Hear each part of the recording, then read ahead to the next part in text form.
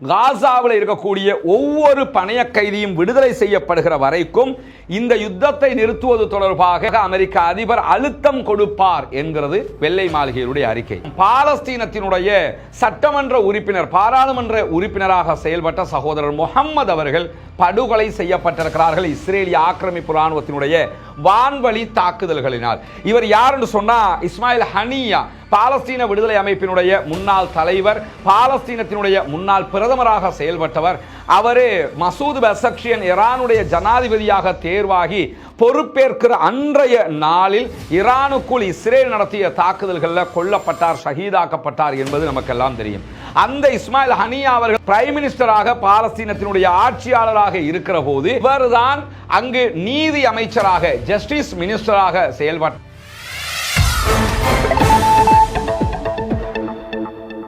அஸ்ஸலாமு அலைக்கும் வரஹ்மத்துல்லாஹி வபரகாத்துஹு. அன்பிற்கினிய சகோதர சகோதரிகளே, நம் அனைவர் மீதும் ஏக இறைவனுடைய அமைதியும் கருணையும் உண்டாகட்டுமாக என்கிற உயரிய பிரார்த்தனைகளோடு பாலஸ்தீனத்தினுடைய காசா மீதான இஸ்ரேலிய ஆக்கிரமிப்பு இராணுவத்தினுடைய தாக்குதல்கள் ஆரம்பிக்கப்பட்டு இன்றோடு 648வது நாளாக மாறி இருக்கிறது. இன்னும் ஓரிரு நாட்களுக்குள்ளாக 650 நாட்களை நாம் அடைந்து விடுவோம். இப்படியான ஒரு சூழல்ல காசாவினுடைய யுத்தம் இதுவரைக்கும் நிற்பதான சைக்கிணைகள் எதுவும் இல்லை. தோஹா கத்தார்ல எகிப்து, கத்தார், அமெரிக்கா தலைமையிலான சமாதான குழுக்கள் இஸ்ரேலுக்கும் பாலஸ்தீன விடுதலை இராணுவத்துக்கும் இடையிலான சமாதான பேச்சுக்களை ஆரம்பித்திருக்கின்றன. பல நாட்களாக இரவு பகலாக இந்த சமாதான பேச்சுக்கள் மறைமுக பேச்சுக்களாக தொடர்ந்து வருகிறது. ஆனாலும் இதுவரைக்கும் எந்த விதமான ஒரு அப்டேட்டும் இல்லாமல், ஒரு முன்னேற்றமும் இல்லாமலேயே பேச்சுவார்த்தைகள் இருக்கிறது. அதற்கான ஒற்றை வரி காரணம் என்னவென்று சொன்னால், நாங்கள் உங்கள் மக்களை கொன்று குவிப்போம், உங்களை அழிப்போம், உங்களை கட்டுப்படுத்துவோம், எல்லாம் செய்வோம். எங்களை எதிர்ப்பதற்கு அங்கிருந்து யாரும் இருக்கக்கூடாது. எங்களுடைய பணைய கைதிகளை நீங்கள் மொத்தமாக தந்துவிட வேண்டும்.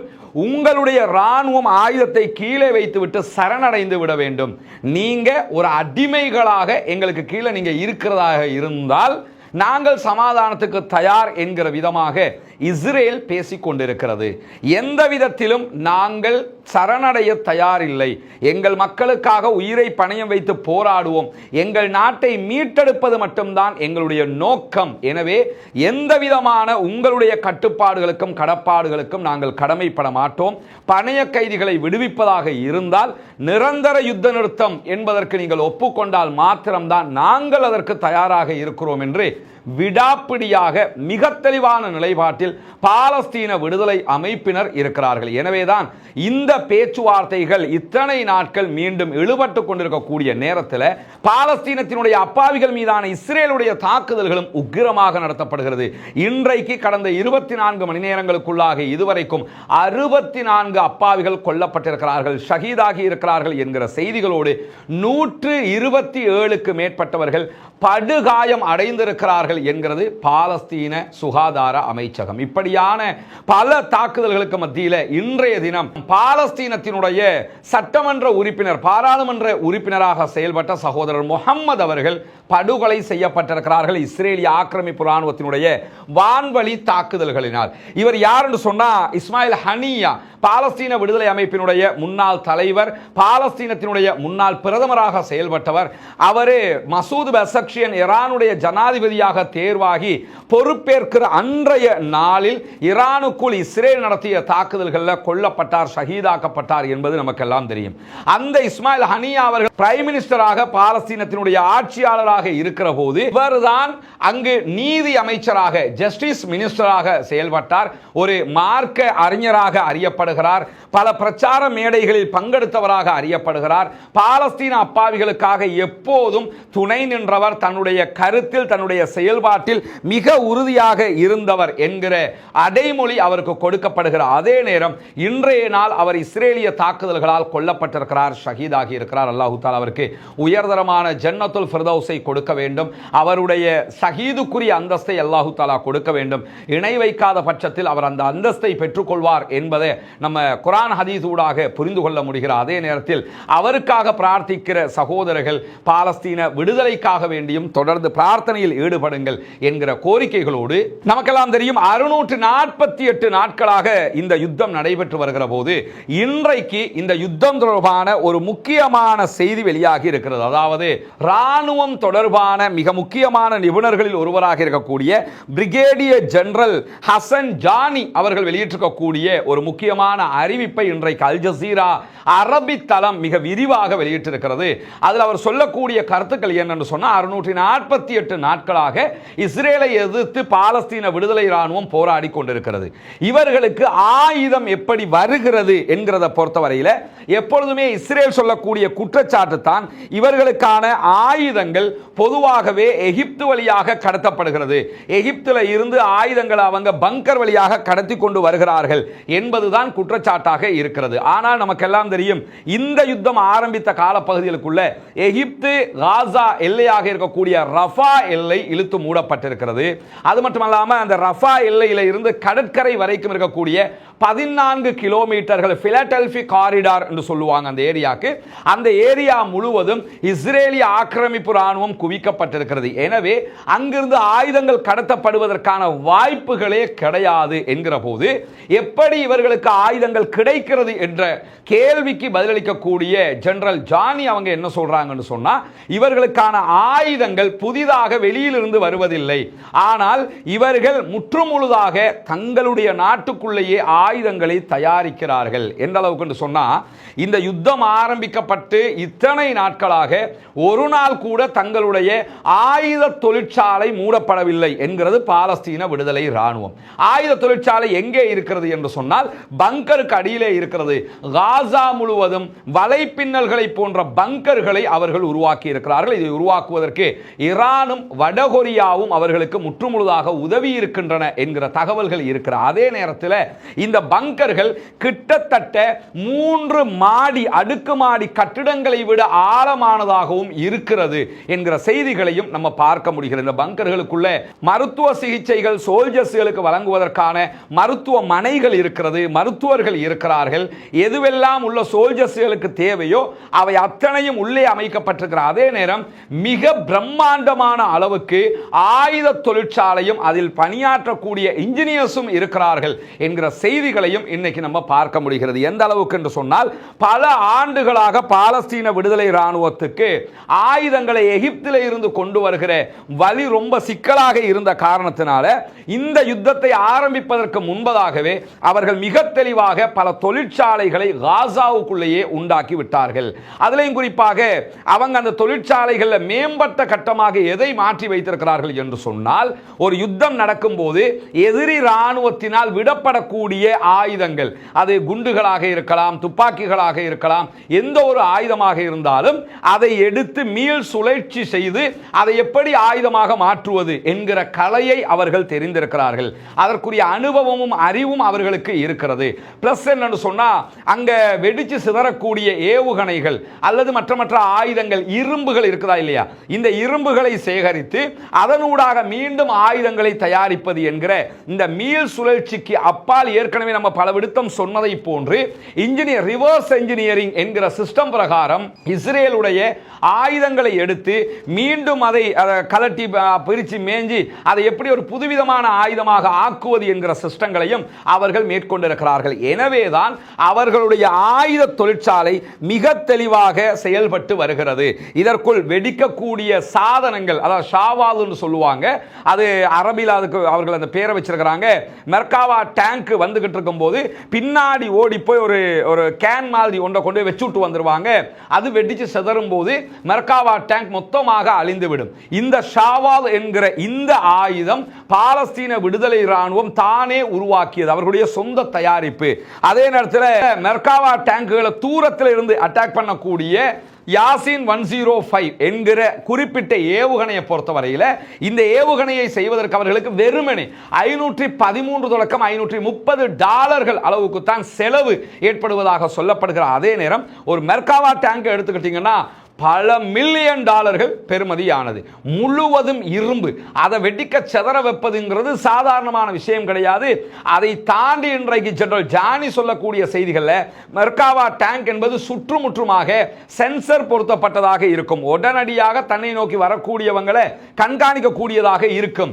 ஆனால் அதை மீறி பாலஸ்தீன விடுதலை ராணுவத்தினுடைய யாசின் 105 மூலமாக இந்த மெர்காவா டேங்க் அளிக்கப்படுகிறது. வெறும் $517 பெறுமதியான ஒரு ஆயுதத்தினால் அளிக்கப்படுகிறது என்று சொன்னால், இஸ்ரேலை விட ஆயுத உற்பத்தியில், ஆயுத தொழிற்சாலை விவகாரத்தில் பாலஸ்தீன விடுதலை அமைப்பு உச்சமாக இருக்கிறார்கள் என்பதையும் ஜெனரல் ஜானி அவங்க சொல்லக்கூடிய தகவல்களை இன்றைக்கு அல் ஜசீரா மிக துல்லியமாக எடுத்து காட்டியிருப்பது மட்டுமல்லாமல், ஒரு புத்திசாலித்தனமான யுத்த கட்டமைப்புக்குள்ளாக பாலஸ்தீன விடுதலை ராணுவம் அதனுடைய கருவிகளை, அதனுடைய ஆயுதங்களை தயாரிப்பதற்கு தேவையான சூழலை மிக அழகாக உருவாக்கியது மட்டுமல்லாமல், அதற்கான பயிற்சி பட்டறைகளையும் பங்கருக்குள்ளேயே கொடுத்து கொண்டிருக்கிறார்கள். ஆயுதத்தை தயாரிக்கிறது முக்கியம் இல்லை, அதற்கான ட்ரைனிங் ராணுவத்துக்கு கொடுக்கப்படணும். அந்த ராணுவ ட்ரைனிங் எல்லாமே பங்கர்களுக்குள்ள இவர்களுக்கு வழங்கப்படுகிறது. எனவேதான் இன்றைக்கு 2 ஆண்டுகளை நெருங்குகிற இந்த யுத்தத்தில் பாலஸ்தீன விடுதலை அமைப்பினரை இஸ்ரேலால் தோற்கடிக்க முடியாமல் இருக்கிறது. வெளியிலிருந்து ஆயுதம் வர்றதா இருந்தா என்ன ஆயிருக்கும் என்று சொன்னா, அவங்களை தோற்கடிச்சிட்டு லேசா போயிடலாம். உதாரணமாக பார்த்தீங்கன்னு சொன்னா, காசாவினுடைய யுத்தத்திற்கு 1 ஆண்டுகளுக்கு மேலாக காசாவுக்கு சப்போர்ட் பண்ணினவங்க தான் ஹிஸ்புல்லாக்கள் எந்த இடத்துல ஸ்டாப் ஆகுறாங்கன்னு சொன்னா, சிரியாவில் ஆட்சி மாற்றம் வந்ததோட அவர்களுக்கு ஈரான் வழியாக வருகிற ஆயுதங்கள் நிறுத்தப்படுகிறது. எனவே அவர்களுக்கு அடுத்த கட்டம் ஒரு நீண்ட நெடிய யுத்தத்திற்கு போவதா இல்லையா என்கிற கேள்விக்கு அவங்க தள்ளப்பட்டுறாங்க. ஏன்னா அவங்க தனியாக ஆயுத தொழிற்சாலைகளை பெரிய அளவுல வச்சுக்கிட்டு இருக்கலாம். ஆனா பெரிய ராணுவமாக அவர்கள் செயல்படுகிறார்கள் என்பதில் எந்த மாற்று கருத்தும் இல்லை. அவங்கள்ட்ட ஈரான் கொடுத்திருக்கக்கூடிய ஆயுதங்களே தேவையான அளவுக்கு இருக்குது. ஆனா அவங்க ஆயுதங்களை பெரிய அளவில் உருவாக்குறாங்களா இருந்தால், அவங்க ஆயுதங்களை பெரிய அளவில் உருவாக்குறாங்களான்னு பார்த்தீங்கன்னா, அப்படி அவங்க ஆயுதங்களை பெரிய அளவில் உருவாக்கவில்லை என்கிறது தான் அவர்கள்ட்ட இருக்கக்கூடிய ஒரு பலவீனமாக இந்த யுத்தத்தில் பார்க்கப்பட்டது. ஆனால் பாலஸ்தீன விடுதலை ராணுவத்தை பொறுத்தவரையில் அவர்களே யாரையும் நம்பி நிற்காமல் தொழில்நுட்பங்களை மாத்திரம் எடுத்து அதிலேயும் சில மாற்றங்களை செய்து அவர்களே அவற்றை உருவாக்க ஆரம்பித்திருக்கிறார்கள் என்பதால் தான் இந்த அளவுக்கான வெற்றியை அவர்களால் அடைய முடிகிறது என்கிறார் ஜெனரல் ஜானி என்கிற செய்திகள் இன்றைக்கு அல் ஜசீராவில் வெளியிடப்பட்டிருப்பதை நம்ம பார்க்க முடிகிறது. எனவே தங்களுடைய நாட்டை மீட்பதற்காக, தங்களுடைய உரிமையை பாதுகாப்பதற்காக நாங்கள் தான் எங்களை தயார்படுத்திக் கொள்ள வேண்டுமே தவிர எங்களுக்கு யாரும் உதவ மாட்டார்கள் அல்லாஹ்வை தவிர என்கிற அந்த நம்பிக்கை அவர்களுக்கு இருந்த காரணத்தினால் தான் அந்த முனைப்பிலே அவர்கள் ஈடுபட்டிருக்கிறார்கள். ஒவ்வொரு நாளும் அவங்களுடைய செயல்பாடுகளை பார்க்கும்போதே ஆச்சரியமாக இருக்கிறது. ஒரு இராணுவமாக, ஒரு கட்டமைப்பாக எவ்வளவு தத்துரூபமாக இப்படி ஒரு யுத்தத்தை எப்படி வழிநடத்த முடிகிறது. ஒரு அரசாங்கமாக இருந்தால் அதை செய்யறதுக்கு ஒரு வாய்ப்பு இருக்கிறது. ஆனால் அரசாங்க கட்டமைப்பே இல்லை என்று இஸ்ரேல் உள்ளிட்ட சர்வதேச நாடுகளை சொல்லுகிற அதே நேரத்தில் இவர்கள் அரசாங்க கட்டமைப்பை மீறிய ஒரு செயல்பாட்டை இந்த யுத்தத்திலே காட்டிக் கொண்டிருக்கிறார்கள் என்கிற நிலையில் இன்றைக்கு வெள்ளை மாளிகை ஒரு அறிக்கையை வெளியிட்டிருக்கிறது.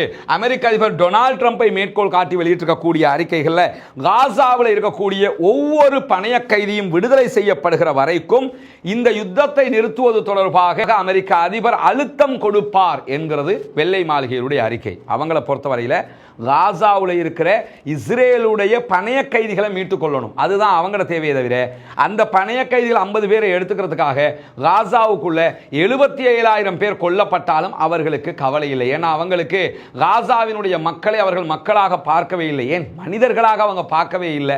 அதனால தான் இவ்வளவு அழிவுகளையும் அநியாயங்களையும் செய்து கொண்டிருக்கிறார்கள் என்பதையும் நாம் புரிந்து கொள்ள வேண்டிய நிலையில் இருக்கிறோம். இதே நேரத்தில் 10 நாட்களுக்குள்ளாக இன்றோடு 3வது இஸ்ரேலிய ஆக்கிரமிப்பு ராணுவத்தை சேர்ந்த சிப்பாய் தற்கொலை செய்து கொண்டிருக்கிறான் என்கிற செய்திகள் இன்றைக்கு வெளியாகி இருக்கிறது. காசாவுக்குள்ள என்ன பண்றாங்கன்னா, பாலஸ்தீன விடுதலை அமைப்பு சுட்டுக் கொள்றது 2வது, அவங்களே சுட்டுக்கிட்டு தற்கொலை பண்ணிக்கிறாங்க. 10 நாட்களுக்குள்ளாக 3 பேர் இப்படி செத்துட்டாங்க என்கிற செய்திகள் வெளியாகி இருப்பது மட்டுமல்லாமல் 2025ஆம் ஆண்டுல இதுவரைக்கும் 15 இஸ்ரேலிய சோல்ஜர்ஸ் இப்படி தற்கொலை செய்து கொண்டிருக்கிறார்கள் என்கிறது இஸ்ரேலுடைய ஹரேட்ஸ் பத்திரிகை. அதிலேயும் 2024ஆம் ஆண்டுல 21 பேர் இதே மாதிரி தற்கொலை பண்ணியிருக்கிறாங்க.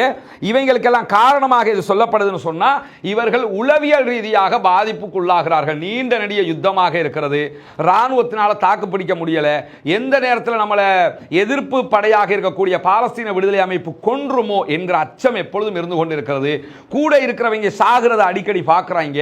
இதனால் அழுத்தம் அதிகரித்து எங்களுக்கு லீவு கேட்குறாங்க, ரிசர்வ் பட வேற லீவு கேட்குறாங்க, லீவும் கிடைக்க மாட்டேங்குது. இதனால் அவர்கள் தற்கொலை செய்து கொள்கிறார்கள் என்கிறது ஹரேட்ஸ் பத்திரிகை. எனவே இஸ்ரேலிய ஆக்கிரமிப்பு ராணுவத்தை எடுத்துக்கிட்டா உலகத்திலே பெரிய ராணுவம்ங்கிறாங்க. ஆனால் தற்கொலை பண்ணி செத்து போகிற அளவுக்கு முட்டாள்களாகவும் அதே நேரத்தில் பலவீனமானவர்களாகவும் இருக்கிறார்கள் என்பதையும் நம்ம புரிந்து கொள்ள முடிகிறது. ஏன்னா இவ்வளவு பெரிய யுத்தம், இத்தனை பேரை அவர்கள் கொன்று குவிக்கிறார்கள். ஆனால் பாலஸ்தீன விடுதலை ராணுவத்தில் ஒருத்தர் கூட எங்களுக்கு யுத்தத்தை தாக்கு பிடிக்க முடியலை என்று தற்கொலை செய்து கொண்டதாக நீங்கள் பார்க்க முடியாது. எனவே அவர்கள் நாட்டுக்காக, தங்களுடைய மக்களுக்காக, தங்களுக்காக தங்களுடைய உரிமையை மீட்டுக் கொள்வதற்கான ஒரு போரில் ஈடுபட்டிருக்கிறார்கள் என்கிற காரணத்தினால அவர்கள் இந்த யுத்தத்தை செவ்வனே வழிநடத்துகிறார்கள் என்பதையும் புரிந்து கொள்கிறார். அதே நேரம் மேரிவ் இஸ்ரேலுடைய பத்திரிகை இன்றைக்கு வெளியிட்டிருக்கக்கூடிய இன்னொரு அறிக்கையில் என்ன சொல்றாங்கன்னா, இஸ்ரேலிய ராணுவத்தை சேர்ந்தவர்கள், ராணுவத்தினுடைய உயர் அதிகாரிகள் அரசாங்கத்திற்கு உண்மையை சொல்ல மறுக்கிறார்கள். அந்த உண்மை என்னன்னு சொன்னா, நம்முடைய ராணுவம் காசாவினுடைய புதைகுழியில் சிக்குண்டிருக்கிறது. அதுக்கு ஒரு காரணத்தை என்ன சொல்றாங்கன்னா, உலகத்திலேயே மிகச்சிறந்த மிகவும் பாதுகாக்கப்பட்ட மர்காவா டேங்குகள் காசாவுக்குள் அளிக்கப்பட்டு கொண்டிருக்கிறது. குறிப்பாக திங்கட்கிழமை அளிக்கப்பட்ட மெர்காவா டேங்க் கொண்ட சுட்டிக்காட்டி என்ன சொல்றாங்கன்னா, காசாவினுடைய வடக்கில் இருக்கக்கூடிய ஜபாலியாவில் தான் அந்த மெர்காவா டேங்க் அளிக்கப்பட்டது. அந்த மெர்காவா டேங்கை தாக்கிய ஏவுகணை என்ன வகை என்பதை கூட இஸ்ரேலால் கண்டுபிடிக்க முடியவில்லை என்கிறது மாரிவ் செய்தித்தளம். அவர்களுடைய பத்திரிகை சொல்கிறது, அது ஏவுகணையா அல்லது கைக்குண்டு தாக்குதலா அல்லது ஷாவால் மாதிரி ஒரு ஐட்டத்தால் அவங்க அடிச்சிருக்கிறாங்களாங்கிறத கூட கண்டுபிடிக்க முடியல. அந்த அளவுக்கு நம்முடைய ராணுவம் காசாவுக்குள்ள ஆட்கள் அதிகமாக இருக்கிறாங்களே தவிர நம்ம ஜெயிக்கல, நம்ம பலவீனப்பட்டுக்கிட்டு இருக்கிறோம், நம்ம காசாவுக்குள்ள மாட்டிக்கிட்டு இருக்கிறோம், வெளியே வர முடியாம இப்ப சமாதான பேச்சுன்னு சொல்லி அதுல இருந்து தப்பிச்சுக்கிறதுக்காக நீங்க பார்த்துக்கிட்டு இருக்கிறீங்கன்னு சொல்லி இன்றைக்கு மாறி வெளியிட்டிருக்கக்கூடிய செய்திகளை நம்ம பார்க்க முடிகிறது. அதே நேரத்தில் சென்ட்ரல் காசாவில் இருந்து இன்றைக்கு இஸ்ரேலை நோக்கி 2 ராக்கெட்டுகள் ஏவப்பட்ட நேரத்தில் அவற்றை நாங்கள் தடுத்து நிறுத்தி இருக்கிறோம் என்கிற செய்திகளை இஸ்ரேலிய ஆக்கிரமிப்பு ராணுவம் வெளியிட்டிருக்கிறது. அவங்க காசாவில் இருந்து போன ராக்கெட் தான், ராக்கெட் ஏவப்பட்டது உண்மை, பாலஸ்தீன விடுதலை ராணுவம் அதை அறிவித்திருக்கிறது. ஆனால் இஸ்ரேல் அதை இடைமறிச்சிருக்கிறாங்க. அவங்களுடைய அயன்டோம் அல்லது தேட் மூலமாக அதை இடைமறிச்சிருக்கிறதாக சொல்லியிருக்கிறாங்க. இதில் நம்ம புரிய வேண்டிய விஷயம் என்னன்னு சொன்னா, இத்தனை நாட்களாகியும் பாலஸ்தீன விடுதலை அமைப்பினால் ராக்கெட் ஏவுகிற திறன் அவர்களிடத்தில் இருக்கிறது என்பது யதார்த்த கள நிலவரமாக மாறி இருக்கக்கூடிய நேரத்தில் கான் யூனிஸ் பகுதிகளில் இஸ்ரேலிய ஆக்கிரமிப்பு வாகனத்தை மொத்தமாக அழித்திருக்கிறோம் என்கிறது பாலஸ்தீன விடுதலை அமைப்பினுடைய துணை ராணுவ குழு. அதிலே இருந்து அத்தனை பேரும் கொல்லப்பட்டிருக்கிறார்கள் என்கிற செய்திகள் வெளியாகி இருக்கிற அதே நேரத்தில் இன்றைக்கு பாலஸ்தீன விடுதலை ராணுவத்தினுடைய துணை ராணுவ பிரிவு வெளியிட்டிருக்கக்கூடிய மேலதிக செய்திகள், அவர்களுடைய களத்தளபதி சொல்லியிருக்கக்கூடிய செய்திகளில் கான் யூனிஸினுடைய கிழக்கில் இருக்கக்கூடிய அபாசனல் கபீரா பகுதிகளில் இன்றைக்கு பாலஸ்தீன ராணுவத்திற்கு எதிராக இஸ்ரேலிய ஆக்கிரமிப்பு ராணுவத்தை ஏற்றுக்கொண்டு வந்த ஒரு கேரியரை மொத்தமாக நாங்கள் அழித்திருக்கிறோம் என்கிற செய்திகளோடு, இதுல அழிச்ச நேரத்தில் ஒரு இஸ்ரேலுடைய ராணுவத்தை சேர்ந்தவன் உயிரோடு தப்ப முனைந்தான். அவனை பிடித்து கைது செய்வதற்கான முயற்சிகளில் ஈடுபட்டோம். ஆனால் அவன் தப்பிக்க முனைந்த நேரத்தில் அவனை கொன்றிருக்கிறோம் என்கிற செய்திகளையும் அவங்க சொல்லியிருக்கிறாங்க. நம்ம சொன்ன ஏற்கனவே ஒரு 2-3 நாளைக்கு முன்னாடி என்னன்னா, எப்படியாவது பாலஸ்தீன விடுதலை ராணுவம் பல பேரை கைது பண்றதுக்கான முயற்சிகளில் இருக்கிறாங்க, ரொம்ப கவனமாக இருங்கன்னு இஸ்ரேல் தன்னுடைய ராணுவத்திற்கு அறிவித்திருக்கக்கூடிய நேரத்தில் தான் இந்த சம்பவங்கள் நடந்திருக்கிறது. இன்றைக்கு இஸ்ரேலுடைய ஆளில்லா விமானம் ஒன்றையும் ஆளில்லா உளவு விமானம் ஒன்றையும் தாங்கள் கைப்பற்றி இருக்கிறோம் என்கிறது பாலஸ்தீன விடுதலை ராணுவம். இதற்கு மத்தியிலே மஸ்ஜிதுல் அக்ஸாவுக்குள் நுழைந்து மஸ்ஜிதுல் அக்ஸாவை சேதப்படுத்துகிற அநியாயம் செய்கிற காரியத்தையும் இன்றைக்கும் இஸ்ரேலுடைய செட்லர்ஸ் குடியேறிகள் செய்திருக்கிறார்கள் என்கிற செய்திகளுக்கு மத்தியில் யமன்ல இருந்து இன்றைக்கும் இஸ்ரேலை நோக்கி 2 ஆளில்லா விமானங்கள் ஏவப்பட்டதாகவும் ட்ரோன் தாக்குதல் நடத்தப்பட்டதாகவும் அவற்றையும் நாங்கள் தடுத்திருக்கிறோம் என்கிறது இஸ்ரேலிய ஆக்கிரமிப்பு ராணுவம். ஆனால் இன்றைக்கு யமனுடைய ராணுவ பிரிவு ஹூதிகள் எந்த இடத்திலும் நாங்கள் இஸ்ரேலை நோக்கி தாக்குதல் நடத்தி இருக்கிறோம் என்கிற அறிவிப்பை இதுவரைக்கும் வெளியிடவில்லை. அப்படி நடத்தியிருந்தால் அவங்க உடனே அறிவிப்பாங்க. அப்படியான அறிவிப்புகள் வருகிற போது